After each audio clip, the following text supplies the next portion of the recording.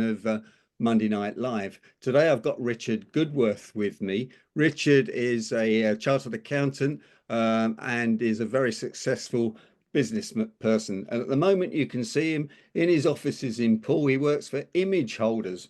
ImageHolders make those machines that we have to touch when we go into a McDonald's or we go into a post office or we go to the NHS. And in fact, I think there's 3 or 4 machines over Richard's left shoulder at the moment that they're building for the post office down in Poole. They may be the sort of machines that some of us of my age don't actually like, but they're very efficient and they're working.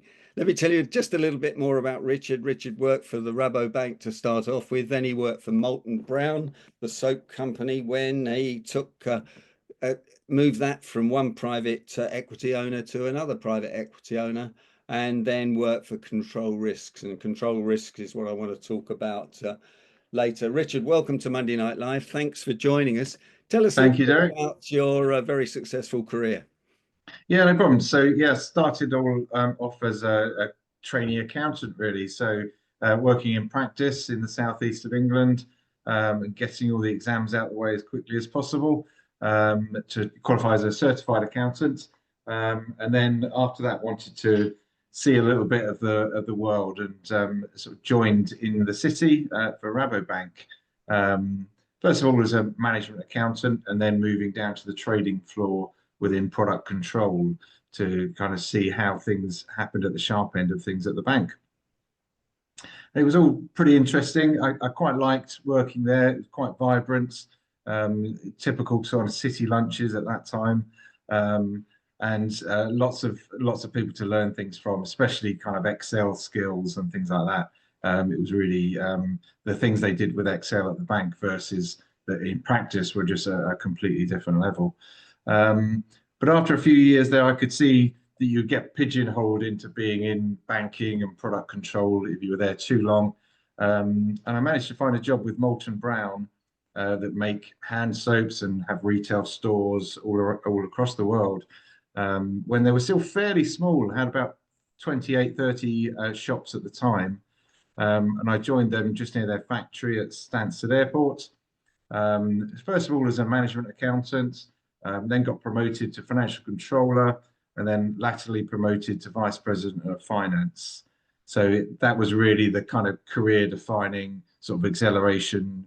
You got spotted, and I had a kind of mentor at that time that was one of the joint MDs, and we spent a lot of time working together. And he was very good at questioning things, very detail orientated. So it really kept you on your toes, I think, at that point. And it was, and you took it, you sold it again. You were involved in the sale when you sold it at quite a profit, I think. That's right. Yeah. I mean, when I joined, Bridgepoint Capital had just bought a stake, so they owned 60%. And the value then, don't quote me quite, was around 30, 40 million. But then within 2 years, we'd sold to Cow Corporation, and the value was in the kind of high 6 figures. So it was a really good return for them over a fairly short period of time. But we had expanded to 70 or 80 stores within 2 years and opened up subsidiaries in Singapore, Japan, the States, France, to name but a few. So it had grown massively during that very short period of time. I'm really surprised with Molton Brown because they seem to sell soap at a massive margin. That's all. Yeah, to be. yeah, it's high price product, but it was always to sell to an aspirational client. So they weren't necessarily expecting to sell to the very wealthy. They're expecting to sell to the people that want to be like the very wealthy. So they felt that rewarding themselves by spending 16, 17 pounds or something on a bottle of shower gel was worth it. But yeah, and at that time I remember being in charge of global pricing and trying to work out exchange rates and how I keep the prices consistent between different jurisdictions when the exchange rates are changing and things like that. So it was all interesting times and a lot of kind of learning as you go, really, as well. Wow. Wow. Wow. No, congratulations on that. I'd like to move to image holders now because I'd like to then come back to control risks after that. So tell No us a problem. bit about these machines that some of us have trouble with using.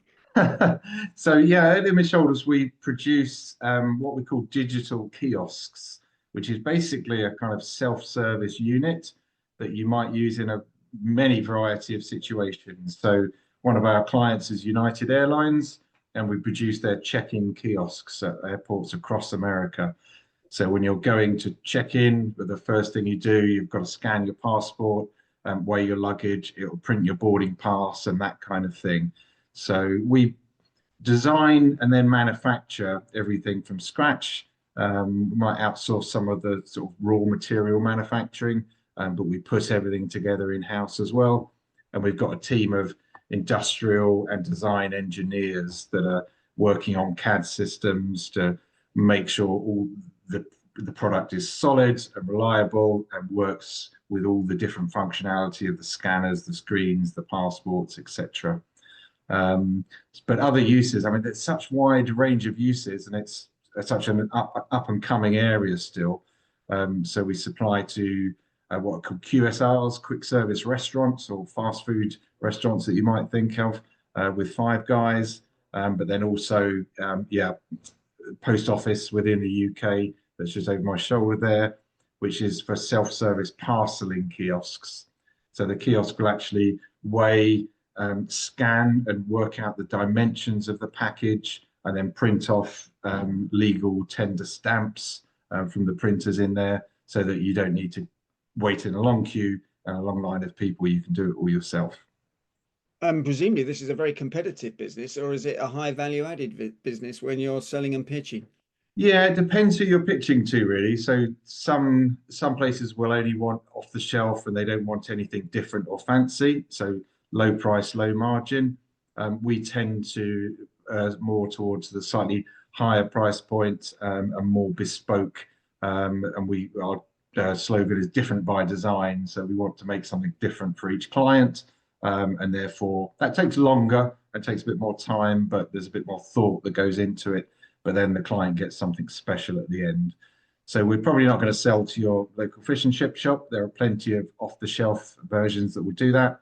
But if someone wants something a bit different, a bit more bespoke, then they'll come and speak to us. United Airlines is a huge client, isn't it, to have in the Yeah. States for a British company? Yeah, it is. Yeah, it was a big win, that our founder worked on for a year or two before securing it. But we've been working with them for about 3 or 4 years now.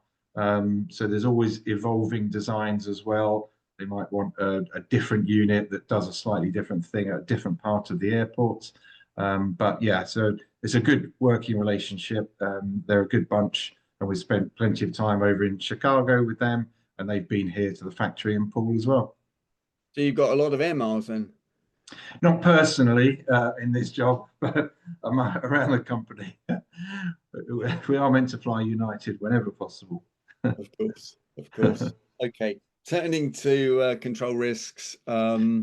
When you told me when we had a chat last night, you told me that you've been to Iraq more than 15 times, and to Afghanistan and to Basra and Baghdad. I was sort of shaking over my Guinness. Tell us a bit about that. Yeah, so it's interesting, really. I mean, as a company, Control Risk started as a kidnap response company to help safely negotiate the return of kidnapped victims, and then it evolved from there and brought different services to the company. I think it's been going 50 years now. So I joined in 2007, after Molton Brown. First of all, just as a straightforward group financial controller, looking after the 40 or so entities around the world and consolidating the results. But then I got involved in the Iraq business, so working for a guy that was ex-SAS, a lovely chap that really sort of respected the business relationship that we developed internally. So asked me if I'd like to move to Dubai and work with him over there and take over the rest of the Middle East region from a finance point of view. So yeah, that involved going in and out of Iraq quite regularly. We had about, at the time, about 1,200 staff in Iraq. Wow. And the key really was to move people around in the safest possible way, using both intel, but then physical security and obviously having armed response agents with you as well, should anything happen.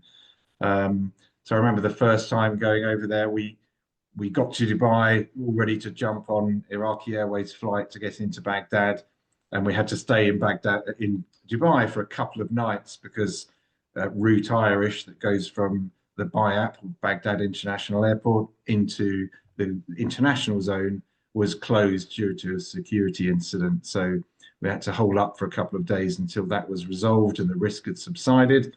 And then we went back in. So that was an interesting start to things. A few conversations with the wife around that. And I remember having friends in my village at the time saying to me, well, presumably you get paid danger money for going out there because you're just a lowly accountant. I said, no, not really. It's not the way, it doesn't work that way in this company. So yeah, you just got on with things really. So now you were telling me when you got picked up at the airport, you got picked up by 3 cars. What was that all about? Yeah, so depending on the level of risk, but certainly at the start, you'd get picked up by 3 armored Land Cruisers that each cost about $100,000, or a little bit more probably back then. And you'd have 2 people in each vehicle of our staff, the controller staff, that would be armed, and they'd be wearing bulletproof jackets and helmets. And then I'd get in the middle car, and the front and rear would be buffer zones effectively in case anyone attacked. Um, you had massive aerials on these things and bull bars, so you did stick out like a sore thumb compared to the locals in their Toyotas and things. And then on the drive there, you're going along a 3-lane motorway, and you'd have to take diverting action when you went over underneath flyovers, because sometimes insurgents would sit on the other side of the flyover and look to drop a mortar in the lane that you're in. So you would kind of move lanes when you were underneath the flyover. So it depended on the risk levels and things like that at the time, whether they would need to take that, but their intel was pretty good. So they kind of knew what was happening. And then when you get to the camp, you're in a T-walled camp, so you can't really go out of it once you're in the international zone or green zone. Your car gets inspected, etc., on the way in. And then you really stay in that camp for the period you're there, unless you've got meetings with the accountant in the red zone, or you go for kind of dinner with sort of associates or anything like that, which we did occasionally. So yeah, it was all interesting times, lots of helicopters flying around, the odd early warning siren going off if they knew that a mortar had been fired and was coming into the zone. There'd be early warning siren, so you'd have a few seconds to get to a kind of safer zone that had a bit more buffer protection and things like that. So yeah, the only issue that I had once there, someone got into the international zone with a car bomb and detonated that about 500 meters away from our camp. Didn't manage to get to his target embassy, but obviously killed himself. I don't think anyone else at the time, but yeah, you definitely felt it throughout the whole camp. But for the other guys, they just kind of shrugged their shoulders and said, "Oh yeah, that's a bomb," and that was it really. Just carried on working. Amazing. Now, I asked you about was your life insurance paid up when we met yesterday, didn't I? And then you said to me I had to give a proof of life statement. I had no idea what you were talking about, so Yeah, presumably so I'm not the only one. I'm sure some of your watchers will know what one of these is, having travelled up with big businesses. But yeah, proof of life, you have to answer a whole bunch of questions before you go on the trip, and you leave that in a secure place with your company.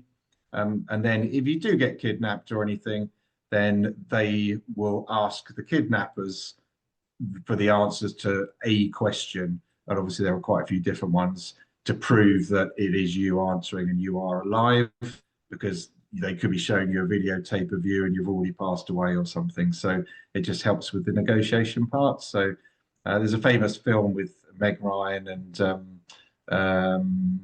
is it Meg Ryan and I think Russell Crowe in called Proof of Life, and I think that was based on a kind of control risks scenario from years ago. Wow. Well, and you had some negotiations with the Chinese, I think, in Dubai, didn't you? Yeah, so it was quite interesting business. There were big contracts, and we had to negotiate with various oil companies. And I remember going into a meeting, and the Chinese or CNPC, Chinese National Petroleum Company, had flown over, and we had our legal counsel had flown over from London as well. So we're sitting in a room negotiating kind of finer contractual points on what could be a pretty risky contract because you're looking after their oil field somewhere in Iraq, normally in the southern Iraq near Basra, so it's a little bit more risky down there. So yeah, there were some quite interesting conversations, and I remember seeing the technique that our legal counsel was using at the time to kind of negotiate on these contractual points, kind of lowering his voice and talking very quietly for a little while, so everyone leaned in to have a listen, and then he would raise his voice much more, so they would all sort of jump back a little bit. So I think that was kind of his way of demonstrating some power in the negotiations there. Yeah. So were the Chinese running the oil fields, or were they Yeah, so you'd bid, the oil companies would bid for a particular area or field where oil had been discovered, and the winning bid would then run that oil field themselves. So do all the drilling, and bring in all the staff, but they would need compound security and moving in and out of the oil field as well for their staff. But yeah, there was Chinese. I mean, we had ExxonMobil were over there, BP, and several others. So yeah, there were all sorts, and obviously an amount of that money would be going back to the Iraqi government, obviously the new Iraqi government, and the rest was kept by the oil field managers themselves. wow, a big business, this looking after people. I didn't realize it was such a big business. Yeah, I mean that was just one portion there, but yeah, contracts could be anything up to kind of 60 million for a few years or something. So it was yeah, decent sized contracts, and you had to make sure you had your numbers right, because once you were signed up, that was it. So yeah, there was a lots of very detailed spreadsheets to manage staffing and rotas. Everything had to be staffed 7 days a week. So you'd have staff generally working 6 weeks on shift without a day off, and then they would have 6 weeks off completely. So I'd be going in and out to keep an eye on my team of accountants, and I had 7 in all, so 2 in each location in Erbil, Baghdad, and Basra. And then I'd have one sort of finance director overseeing them all, and then they would report into me. So I'd go in and out to keep an eye on everything that was happening there, really. And were they Iraqis? No, quite often not. I mean, we did have some Iraqis as well on the personnel side for the actually kind of moving people around and the sort of security forces. But quite often, I mean, I had people from the UK, Australia, Zimbabwe, and all sorts of other places that would go in and out for us. Yeah. Wow. It was Wow. very global, very global. You'd get there and you'd be meeting people from all over the globe. Yeah, Indians, Bangladeshis, and Americans. Yeah, it was really interesting. And how big was the green zone? This safe zone that you could Yeah, live. not as big as you might think. It's kind of bordered by the Tigris River, which has a big curl, a bit like you see at the Isle of Dogs here. A bit bigger than that though. But you'd be talking about probably 10 or 20 square miles or something like that, I'd say. But so not enormous, but that's where lots of the old palaces were, and embassies and things like that. So it did feel quite different once you got through the security to get in there. When you were out on the main roads, there was kind of generators everywhere because electricity wasn't reliable, and people were walking all over the streets, including on the overpasses. And obviously, we stuck out like a sore thumb in a massive white armored Land Cruiser, so you'd get some funny looks from people as you're going past. So yeah, it was interesting. So why did you stop working for control risks? So yeah, I mean, 3 years over in Dubai was enough for me. Had a young family, and my daughter was just starting secondary school, so it was quite a good time to come back, really. So we moved back to Guildford, as you know, and based ourselves there. And I joined a new company that dealt with company information in the Middle East. So still sort of Middle East based, and Diligencia Consulting was a kind of company that we knew from back then. So I joined to kind of help grow that business really for the next 8 years, which was really interesting. Again, a great journey. Had a colleague that was in Dubai still, so we were still working locally there, and a big office in Morocco. So we had about 50 staff in Morocco, in Tangier. So I used to go to Tangier probably 2 or 3 times a year, to kind of look after those guys and try and grow things there as well. Ian, you were telling me that's because, I just assumed that you could do due diligence on companies like you can in the UK, but you were telling me you can't do due diligence in most countries. No, so you can't get company information as easily in that part of the world. So we covered Middle East, Africa, Iran, and a few other countries as well. And they've since expanded to add some Asian countries and others as well. So we kind of operated a website called clarifiedby.com, and with the thinking that it was clarified by Diligencia. And it's really a company's house for that region. So you can go on there and find a person and then find the companies that they're linked to. So it's very much a web of information. You're not just looking up one company. If you see that person, you can then click on him or her and find all of their other connections throughout the region. So they've got really fantastic coverage, and it was basically a SaaS business then. We were selling subscriptions to end clients, and we had lots of the risk consultancies, but also several big banks, law firms, and even corporates like fast food companies and things like that that would need that data so that they knew who they were working with. So they're working with suppliers or customers, they could verify who they're working with and do the correct compliance and due diligence checks, really, sort of KYC, as it were. Yeah. Now you're also telling me that bribes were quite an important thing in that world, but you didn't get involved in that. I often think that the aerospace industry in the UK gets involved in some of those things because in some countries, if you don't pay your green fee, you don't get to. Well, true.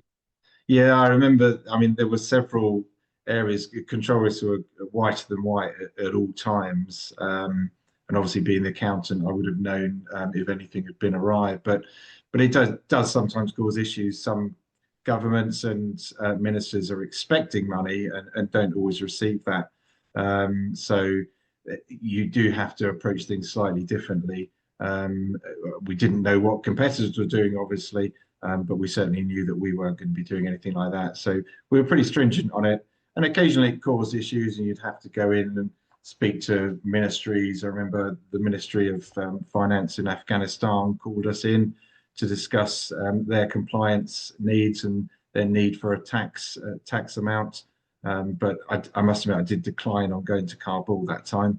My boss went instead. That was slightly beyond my risk profile, or my wife's risk profile at the time. She told you couldn't go, did she? Exactly. Very wise.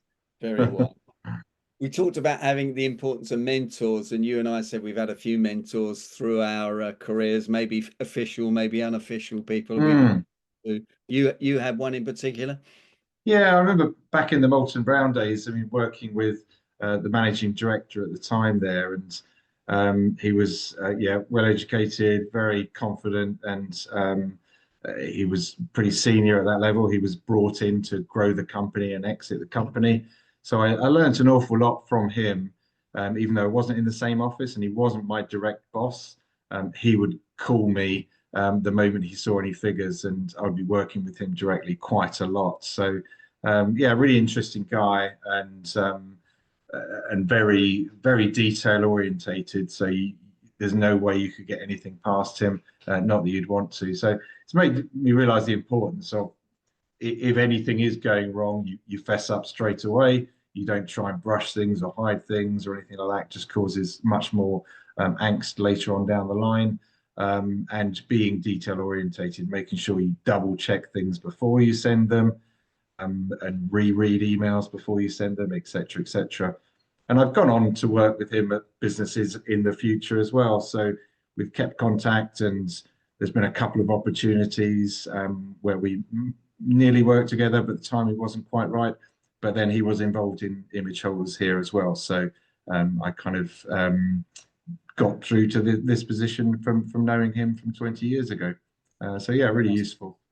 Sounds like one of those guys that if there's a mistake, he spots it straight away. And Oh yeah, yeah, definitely an intuition for mistakes. Yeah, it's funny how some people can do that, can't they? But yeah, without a doubt. well, we're nearly at the end of the interview, Richard. It's been fascinating. I hope you'll stay on for questions. But is there one last piece of advice that you'd like to give anyone that's particularly watching this on YouTube, younger people, or listening to this on the Negotiators podcast for Yeah, 2026? no problem. Yeah, I mean, certainly from back in my day, it was really so when I was qualifying as an accountant, I remember just wanting to get the exams done and working hard, both full-time day job, but then in the evenings to study, because most of it was just home study rather than any courses. So it was really just getting down to the nitty-gritty, doing as much as you could at the time to get the exams out of the way. And then that really unlocks the kind of the next doors for you so that you can go on with your career and qualify as an accountant. So if anyone's thinking about doing that, yeah, just knuckle down and get them out of the way as quickly as possible. Fantastic. Richard Goodworth, thanks for joining us. I hope you'll come back and join us at some stage next year and tell us how your career's continued. And in the meantime, can I ask members of Monday Night Live to give Richard a round of applause in the normal Monday Night Live? Thanks, guys. Yeah, I'd love to. Thank you. Yeah, no, thanks very much indeed, Richard. If you stay on, that will be fantastic. Thank you. I'll just press the right button here.